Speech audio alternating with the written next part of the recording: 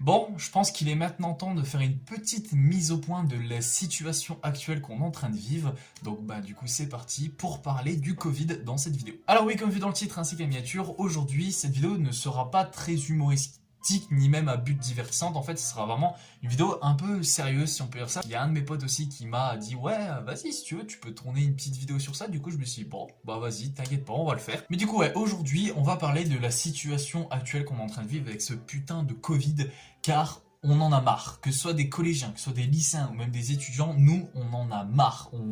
C'est bon, stop, on n'en peut plus là. On sature de ouf. Déjà, avant de commencer, je vais vous sortir quelques dates et quelques chiffres, tout simplement parce que je trouve important de rappeler cela. Je vais vous dire la date d'arrivée, entre guillemets, du Covid en France. Le Covid est arrivé le 24 janvier 2020.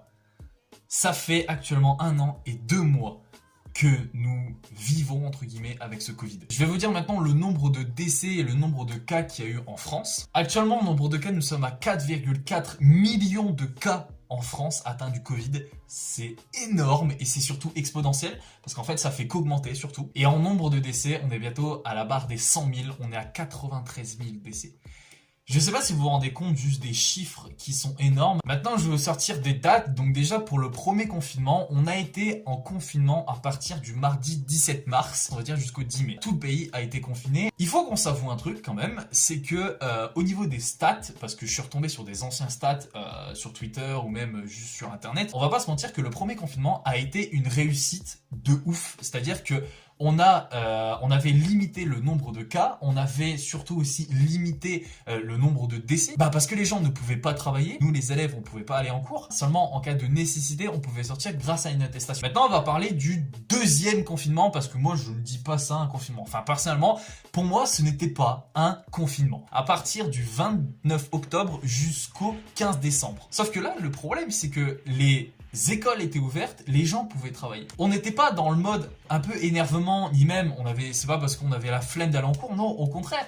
Mais juste, on était dans l'incompréhension totale. On ne comprenait pas pourquoi laisser les écoles ouvertes pour l'économie, etc. Bon, voilà, on sait tous que c'est une question d'argent, on le sait tous. Hein. Donc voilà les chiffres et dates que je voulais vous sortir parce que je trouvais ça important de rappeler tout ça. Et maintenant, je vais passer à mon cas. Je suis actuellement confiné depuis le mardi 23 mars, si je dis pas de conneries. Tout simplement parce que j'ai eu des cas positifs dans mon foyer, donc dans ma famille. Et du coup, je dois rester chez moi pendant 17 jours. Oui, parce que maintenant c'est 17 jours, c'est plus 10 jours ou 7 jours, un truc du genre. Maintenant c'est 17 jours. Donc en gros, je dois rester chez moi du 23 mars jusqu'au 6 avril. Pour mon cas, je me suis fait tester, je suis négatif. Voilà, ne vous inquiétez pas, je vais pas mourir. Mais du coup, ça implique quelques règles que moi je suis dans ma maison. Le port du masque, le lavage des mains avec le gel hydroalcoolique. Par exemple, là, je suis dans ma chambre, ça fait depuis le 23 mars que je suis pertinemment dans ma chambre. En fait, je descends juste pour soit de une jouer à la play ou soit seulement pour manger. Et très clairement, du coup, ça implique des petites responsabilités, tu vois, des petits dégoûts aussi, parce que je t'avoue que ça me fait chier. Ça me fait chier d'être confiné 17 jours, déjà de une, parce que personnellement, j'ai pas envie de rester chez moi. De deux, très clairement, j'ai envie de retourner en cours.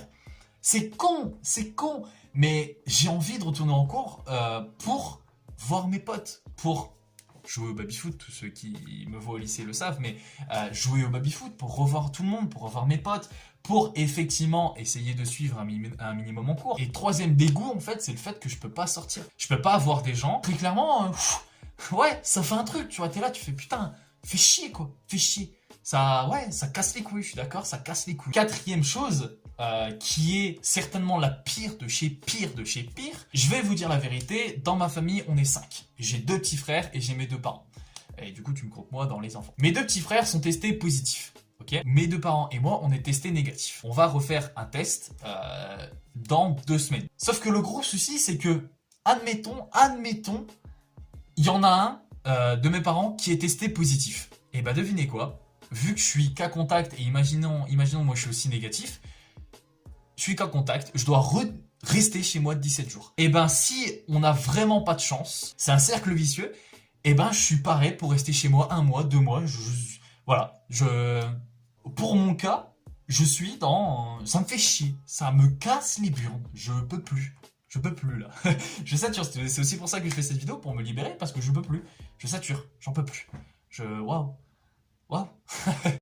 Voilà, donc maintenant j'ai parlé de mon cas, on va parler maintenant de la généralité de tout ça, de toute cette situation. On en a marre. Les étudiants, les lycéens, les collégiens, on en a marre. On se fait niquer de tous les sens, que ce soit par le gouvernement ou quoi. Là, le gouvernement ne veut pas fermer les écoles. Tout simplement parce que c'est la priorité et à ce qui paraît du coup c'est une fierté d'avoir laissé les écoles ouvertes pendant une pandémie mondiale. Voilà, moi je pose ça là. Selon le gouvernement, ils sont fiers d'avoir laissé les écoles ouvertes pendant une pandémie mondiale. Pendant qu'il y a à peu près 100 000 morts, qu'il y a à peu près 100 000 morts en France. Et c'est une fierté? Vous êtes vraiment sûr? Vous êtes vraiment sûr le gouvernement là? C'est vraiment une fierté. Vous devriez avoir honte. Je sais pas si vous êtes du même avis que moi ou quoi, mais c'est pas non plus un coup de gueule, c'est juste de l'incompréhension totale en fait.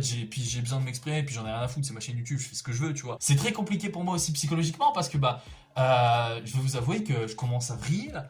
Je commence à vriller, j'en peux plus. Je veux voir des gens, j'en ai marre de rester cloîtré. Mais effectivement, on n'a pas le choix. C'est sûr qu'avec ma famille, on n'a pas le choix. La fois, t'as pas de chance. Comme je vous ai dit tout à l'heure, c'est un cercle vicieux. Si il y en a un de nous 5 qui se refait tester positif, du coup, on est de retour en cas contact. Du coup, retour 17 jours. Ensuite, au bout de 17 jours, on se refait tester. Non, en fait, non, il y a quelqu'un qui est repositif, c'est pas la même personne. 17 jours parce que je suis cas contact. Frère, ça va s'arrêter quand, sérieux? Bon, je pense que je vais finir là avec cette vidéo parce que, voilà, j'avais besoin de m'exprimer. J'espère que vous comprenez justement cette vidéo. Cette vidéo n'a pas pour but de prévention, d'avertissement, non, c'est bon. Je pense que tout le monde en entend déjà parler de la situation sanitaire, des restrictions et tout, c'est bon, je suis pas là pour vous prévenir, mais je suis là juste pour vous montrer mon ressenti par rapport à ça, parce que j'en peux plus là, je peux plus, on n'en peut plus, les collégiens, les lycéens, les étudiants, on n'en peut plus là. Et dans tous les cas, je pense que tout le monde sait comment ça va se finir. Tout le monde le sait. Tout le monde sait au fond de lui comment ça va se finir. On va quand même vivre avec ce Covid, comme on vit avec la grippe. Parce que je suis désolé, on peut pas stop un virus comme ça. On peut pas du jour au lendemain faire stop un virus. On peut le ralentir, c'est sûr. Le confinement était une bonne solution, le tout premier confinement. Si vous voulez qu'il y a d'autres vidéos qui pop-up comme ça sur la chaîne YouTube, genre des vidéos un peu où on parle simplement, voilà, on parle de ça. Il y aura aussi une autre vidéo qui est prévue pour les 1000 abonnés. Voilà, un petit message sincère de ma part. En tout cas, on en est encore loin, mais bon, on s'y approche un tout petit peu. D'ailleurs, n'hésitez pas à vous abonner si c'est le cas, si vous aimez ma vidéo. Voilà, lâchez un petit pouce bleu. C'était Neizex au commande de ma chaîne YouTube. Ciao tout le monde.